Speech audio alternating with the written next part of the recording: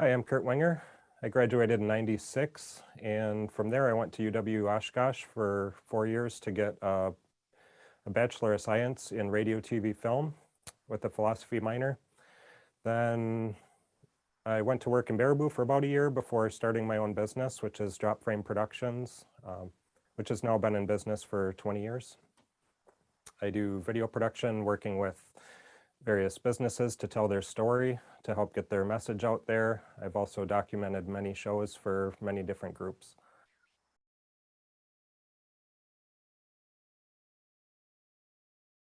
When I first realized I was very interested in music was in first grade when I heard a snare drum for the first time.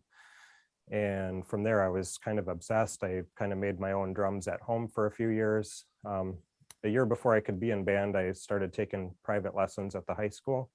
So in fourth grade, I would walk from St. Al's over to the high school and have lessons there. And that's when I first met Sue. So she remembered that years later when I came back to the high school. But definitely that was my passion from, fourth grade. I would practice every day after school right through middle school. Then in high school, I did all the stuff I could do, from show choir to marching band, pep band, musicals, all in the pit, whatever I could do. In senior year, I took a class, the AV class, and that taught me that maybe there's something besides music that might be a little more stable or like less risky. Which turned out to be probably just as difficult, but probably safer in some ways. My plan had been to move to LA and be in a band. So that was my life plan after high school, and taking the audio visual class was like, hey, I think this probably would be like the way that I can make money while I try to make my living in music or whatever. So it kind of gave me that plan. So that got me to go to college. One of the things I definitely like about video production is just the variety of it. I don't know each time the phone rings or I get an email what it's going to be. So I've gotten to see and meet a lot of, I've gotten to see a lot of great businesses around the area. There's been a chance to travel around the country, and also out of the country a little bit to Jamaica and to Medjugorje. And,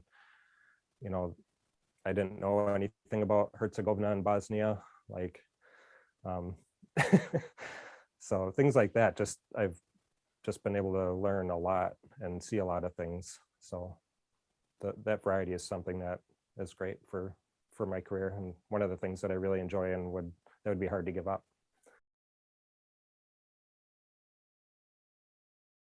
I remember in show choir freshman year, Sue came down on me hard because I was messing up my xylophone part, or it was on the bells, like they really project. So you hit a wrong note and it's like it carries. And I was struggling with that. And she stops everybody and just singles me out and says, Kurt, and I was chewing gum. Like never did that again, but she chewed me something furious. About how you can't walk and chew gum. Why would you try to play and chew gum? How she could be funny about it. But yeah, I was like, that was just like all eyes on me, like freshman in the show choir. And I'm like, that was crazy embarrassing. Early in my career, I was asked to ride in a helicopter to film a cigarette boat race on Lake Winnebago. So I had never been in a helicopter before. And so there's a lot that I had to learn quickly. The first thing was that these boats are going about 100 miles an hour. And we were not only just filming like all of the boats going fast, they wanted close-ups of every boat that we could get. So it was starting, basically turning around, getting lined up with one, and I would have about 10 to 15 seconds as we passed them, banked 45 degrees, turned around, gotten lined up. So it was like, every 20 or 30 seconds, I was coming around doing another pass on these boats that are just, they're flying.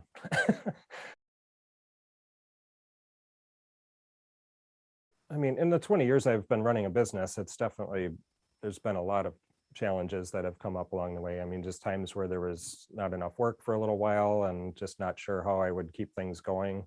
But what kept me going was people that I had done work for before, they would call up again and say, yeah, I want to do some more. And so, I mean, without those repeat customers, there's no way I could have done it.